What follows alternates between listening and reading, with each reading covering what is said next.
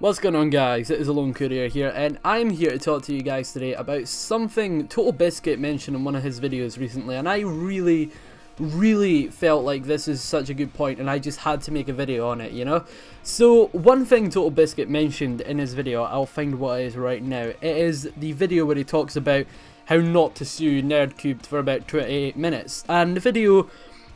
it's about some developer that released a game. It was like Monster Truck or something like that. I can't remember the game exactly, but Nerdcube did a review on it, and it turned out the game had a lot of broken things with it, and Nerdcube mentioned those in his videos, and now they feel like they have the right to take him to court for like defamation of their game when, you know, that was a year ago and it's being fixed by now. And it's like, yeah, that's just such a completely bad argument. But the main thing that TotalBiscuit said in his video that I just really need to emphasize, it is such a good point, is when you buy a video game brand new these days, you pay full price, but you get the worst experience. And that's because video games at this point in time are ever changing, you know?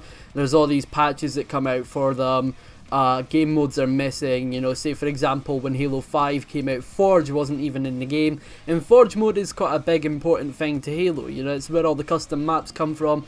And in Halo 3, it was such a huge part of the community, and for Forge mode to not be in Halo 5 for the first couple of months is ridiculous, you know, considering they had all these other modes that were absolutely polished, and, well, not polished, but, you know, they worked, and Forge mode just wasn't even in the game, you know. And it's, with games changing so much nowadays, it's almost like you review it first, and when you're reviewing it, it's almost like you have to go back and change it later on, or it's almost like insinuated, but obviously you won't, because what you review when the game originally comes out is going to be so much different to what people are playing within 6 months of the game. Say for example, when The Division came out, right? The Division was a pretty good game when it came out, but now 6 months out from release, it's nowhere near that. I don't even think it's been 6 months since The Division came out, but, you know, it was a good game when it came out. Now you couldn't even call it a good game, you know, it's just full of hackers, it's full of scumbags, you know, stuff like that, and it's like, you're calling it good when it comes out, and people might think, oh, well, I'll just go and pick it up, you know, and they'll pick up a copy of The Division, and they'll find that barely any people play it anymore, and a lot of the people that do play it are just mindless hackers and stuff. Say, for example, when you buy Call of Duty, the new Call of Duty, like Black Ops 3 or something, it might have some features that are in the game now that weren't even in the game back then. Say for example the new black market updates, you know, it's what's going on in the black market right now in Black Ops 3 is completely different from when it came out. You know, when the game came out you had common supply drops and rare supply drops, and that was it. Now you can burn duplicates, you have common, rare, and you also have a special offer depending on what you know, what day you're on, you know, because sometimes they have like a bribe for whatever character, you know, so you get a special piece of equipment for that character. And the most annoying part of this is when you buy a game for full price, it's like you're getting the worst experience, you know. And the best example I can actually think of with that is Halo MCC. Now Halo MCC, it had the most disastrous launch I have ever seen in any video game ever, and I've been around for quite a while, you know. I've seen a lot of bad launches. I would call the Halo MCC launch worse than the Battlefield 4 launch. Now a lot of people would say, oh well, I played Halo MCC just fine for the first couple of months. That's not the point. The point is, not the minority were having a problem, we're not having any problems. The problem is, the majority of people couldn't even find matches, or the matchmaking was so fucked up. You know, I bought the game in April with my Xbox One, and when I bought the game, it was fixed. It was actually fixed, and it functioned as it should. Not perfectly, but it did actually function as a whole. You know, the online matchmaking did actually work fine. So, the game I bought in April with my Xbox One, it was around, I'd say maybe around £300 for my Xbox One. I'm not too sure the exact price of it, but I obviously, if I was buying the game separately, I would have got it for a lot less. And it's like you're paying a lot less for the game when it's good versus someone who bought the game when it came out for a lot of money and they're getting the worst experience, and that is just complete bullshit, you know. It's just video games right now are at such a low point, you know. I'd say this, probably the mid half of this decade has been the lowest point for video games ever, you know. Just without the fact that most games are being spammed out the ass with microtransactions right now. Most of them are launching in states that game developers wouldn't even think of launching 10 years ago. You know, when you look back at the quality of games that came out 10 years ago and the amount of content that they featured versus a game that came out this year, it is shocking. You know, I'd say this point, not this exact moment, but, you know, 10 years ago you had games such as Gears of War, the original Gears of War, versus, I don't know, maybe a new game that comes out this year, like The Division. This is not really a good example because Division's like an open world game and shit, but, you know, Gears of War that came out 10 years ago versus a game that comes out this year, it's shocking the amount of content that they're missing. And it just really shows how lazy some developers are. I mean, some game developers have always been lazy, ultimately, but it really is a problem, you know? Like, game developers these days, in games these days, are just so bad. And it really is such a shitty thing for kids that didn't play the last generation of games that are just getting into gaming right now. They're getting shafted, and they don't even realise that they're getting shafted because they're just that used to it, because all they've experienced from gaming is being shafted. And it's like 10 years ago, I remember playing a game, and the amount of content that I get in that game, it's a little bit less than what you would have got 10 years before that, but still, you got a lot of content. But now, you're getting barely anything, and you're expected to buy the £50 season pass to go along with the base game that fucking fills you in on the content that should be included in the base game. You know when you've got Call of Duty Black Ops 3, right? They spammed that season pass at you so hard. Even before the game came out, they were like, pre-order the game and the season pass. And it's like, well, why would I buy the season pass? Because I'm going to get shafted, because then I have to buy the content that you're cutting out of the game to throw into the DLC. Now, Call of Duty's always had this pretty scummy tactic of having the DLC, because the DLC is just maps that could have been in the game when the game came out, but no, they just decided to sell it to you later on so they could make more money off of you. And when you're buying these DLC packs, people would just buy them one at a time. And that's how it used to be, you know, when it came down to Modern Warfare 2, you'd buy one DLC pack, Stimulus package, and then you buy the Resurgence pack, and that was it. 2 DLC packs, you buy them separately. Black Ops 1, there is 4 DLC packs, all of them you bought separately. Now, they're spamming season passes at you, and they're like, buy them all at once, save $10. The thing is that people don't realise is you're giving them all your money at once, and that's quite a bad idea because it's Activision and you really shouldn't trust them. I mean, this year, I've never felt so let down in buying a season pass in my entire life, and Black Ops 3 has officially marked itself as the last season pass I will ever purchase for any video game, unless I know it's going to be good.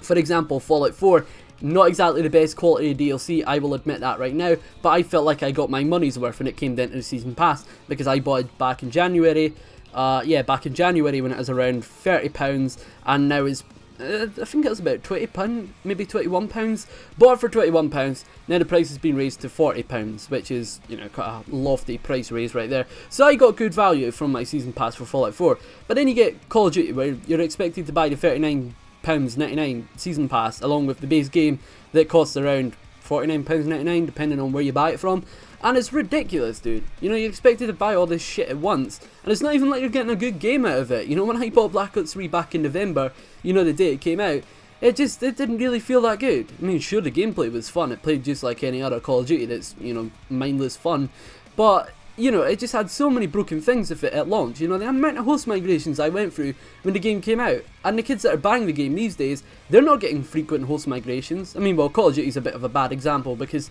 well, you know, it's always like that. It's very unreliable, Call of Duty. You know, it's always one of those games that's always going to have problems. But then there's some other games that, for example, you might buy that have tons of problems at launch, like Halo MCC had a shit ton of problems. You could barely play it online when it came out. And then, when somebody buys the Halo MCC now, other than low player population, they're not really going to run into too many problems. And they're buying it for dirt cheap now. And it's ridiculous. It's like, come on, game developers. You really need to think about what you're doing. Because right now, it's the game developers that are destroying gaming by releasing shitty products and, you know, just generally not making an effort with their games. And it's almost ridiculous to think that they think that is acceptable to release a game with that little amount of content or just that little amount of fixes included in the game, you know, because obviously you get a game and you probably need to install an update by the first week of the game being out because they had to ship the game out that early that they missed out so many critical flaws within the game and so many problems within the game. And it's like, come on, dude, it's fucking ridiculous that you're buying a game this decade and you're getting a worse off experience for paying more for the game, and somebody's getting a better experience than you and they pay maybe £20 when the game is ultimately on sale. For example, with Steam, the amount of games that are on sale on Steam right now, fair enough, it's only on PC, but Black Ops 3 right now is on sale on Steam for around about £20, I think. It's about 20 or 30 pounds. I'm not exactly sure the exact price of Black Ops 3 on Steam, but the people that are buying it on Steam now are ultimately getting a better experience than I did at launch, and I paid £50 for my copy of the game, including the season pass, so that's probably about 70 or 80 pounds I spent on the game when it came out, and these kids are spending maybe, I don't know, $50 for the game and the season pass, if they want to buy the season pass, that is. Most people buy the vanilla game. They're spending maybe, I don't know, £20, $20, and they're getting a way better experience than I got when I spent way more money. And it's shocking that games are like that at this point. It's like, come on, it's 2016. I'd at least expect better games and better support by now. And I know just by saying the year, you know, it's a bit stupid, you know, when you say, come on, it's 2016, by saying the current year, you're almost expecting this kind of stuff to be fixed. But at this point in time, I'd almost expect games to be a little bit better by now. But no, it's like they've gone down in quality and in terms of content over the last 10 years, and that is shocking.